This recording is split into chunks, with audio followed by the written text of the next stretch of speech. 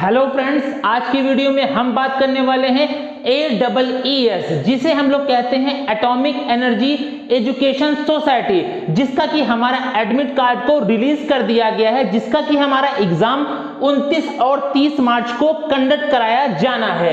I hope आपने अपने admit card को देख लिया होगा और कुछ इंपॉर्टेंट बातों को भी आप लोगों को मैं आज बताने वाला हूं। सबसे पहले आपके AEES एग्जाम में, चाहे मैं बात करूं PRT लेवल की, चाहे मैं बात करूं PRT म्यूजिक की, या मैं बात करूं प्रिपरेटरी टीचर की, तो नंबर ऑफ क्वेश्चंस हमारे कितने पूछे जाने हैं? तो नंबर ऑफ क्वेश्चंस आपके जो पूछे जाने हैं वह 100 क्वेश्चंस पूछे जाने हैं। कितने क्वेश्चंस?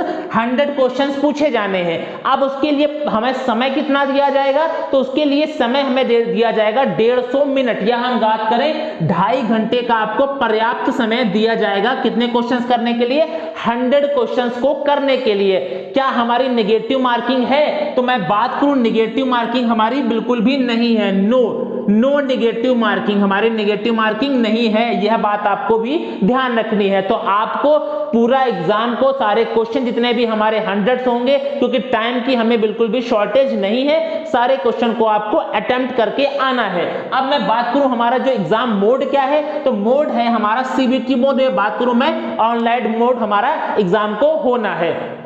सबसे बड़ी बात जो बच्चों को डाउट हो रहा है वह यह हो रहा है कि हमारा पूछा क्या क्या जाना है, कौन कौन से सब्जेक्ट हमारे पूछे जाने हैं। जैसा कि हमारे AEES atomic energy education society ने जो बताया था, उन्होंने मेन बताया है GK GS, मतलब जनरल नॉलेज उन्होंने वर्ड यूज किया था, लेकिन उसी के अंदर उन्होंने जब थोड़ा सा डिस्क्राइब किया था तो उसमें उन्होंने कहा है साइंस भी पूछी जाएगी, आपकी पॉलिटी भी पूछी जाएगी, इकोनॉमिक्स भी पूछी जाएगी, और इस तरह के जो भी नॉर्मल हमारे सब्जेक्ट, जैसे कि बात करो स्टैटिक, भी पूछी जा सकती है। तो इसीलिए आपको GK GS पढ़ना है, क्योंकि इसके रिगार्डिंग मेरे पास बहुत सारे कमेंट आ रहे हैं कि GK GS पूछी जाएगी या फिर नहीं पूछी जाएगी। तो बिल्कुल आपसे पूछी जाएगी, लेकिन यह बात हमको क्लियर नहीं है कि नंबर ऑफ क्वेश्चंस कितने होंगे इसके, यह बात फिक्स नहीं है। अब दूसरी बात करें तो हमारी रीजनिंग पूछी जाएगी। यह बात मैंने आपको पहले भी वीडियो में जो बताया था उसमें भी बताई थी कि रीजनिंग आपकी पूछी जानी है। अब बात करें हमारी और न्यूमेरिकल एबिलिटी, बात करें मैथ्स भी हमारी पूछी जाएगी। और मैं लास्ट में बात करूं जो कि हमारा टीचिंग मेथोडोलॉजी है, यह भी पूछी जाएगी। अब एक बात आपको और बतानी है जिसके रिगार्डिंग काफी सारे हमारे पास कमेंट आ रहे हैं, वह यह है क्या हमारी हिंदी पूछी जाएगी, क्या हमारी इंग्लिश पूछी जाएगी, या अदर सब्जेक्ट क्या हमारा पूछा जाएगा। तो बिल्कुल जो हमारे AEES ने जो नोटिफिकेशन निकाला था उसमें साफ साफ मेंशन किया था कि इन्होंने मेथोडोलॉजी के बाद ETC एक्सेट्रा लगाया था, उसके बाद लिखा था and the subjects of higher secondary level. मतलब आपको ये जितने भी चीजें पढ़नी है, मतलब मैं बात करूं मैथ्स आपको पढ़नी है, GK GS में जो भी आपको पॉलिटी, इकोनॉमिक्स पढ़नी है, साइंस पढ़नी है, वह किस लेवल तक पढ़नी है? आपको हायर सेकेंडरी लेवल तक पढ़नी है। और कौन सी? आपको NCERT और CBSE के सिलेबस के अकॉर्डिंग ही पढ़नी है।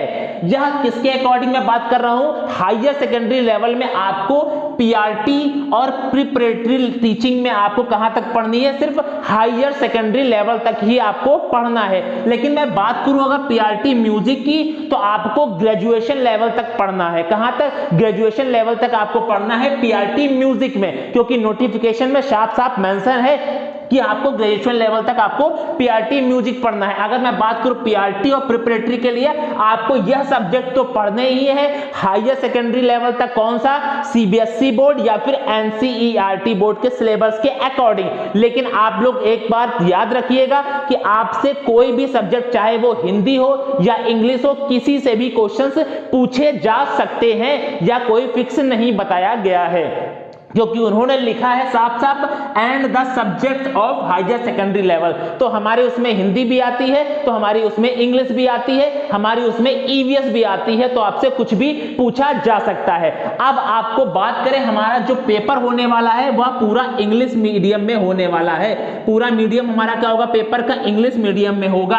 अब हिंदी क्या इंग्लिश ना, हिंदी तो हमारी हिंदी में ही आएगी, लेकिन बाकी जितना भी है पेपर आपका इंग्लिश मोड में ही होगा। अगर आपके हिंदी के क्वेश्चंस आते हैं तो वह हमारे हिंदी में ही होंगे। लेकिन आपको इस एग्जाम को क्वालिफाई करने के लिए कम से कम आपको 60% मार्क्स लेकर आना है। तभी आप लोग इसमें मेरिट में आ पाएंगे और इसके बाद आपका स्किल टेस्ट कंडक्ट कराया जाएगा। तो यही आई होप आपके सारे डाउट को मैं इस वीडियो में कवर कर पाया हूंगा, क्योंकि काफी सारे कमेंट इसके रिगार्डिंग आ रहे थे। अगर अभी भी कोई आपको डाउट रह जाता है तो आप लोग कमेंट बॉक्स में, कमेंट सेक्शन में बताइएगा।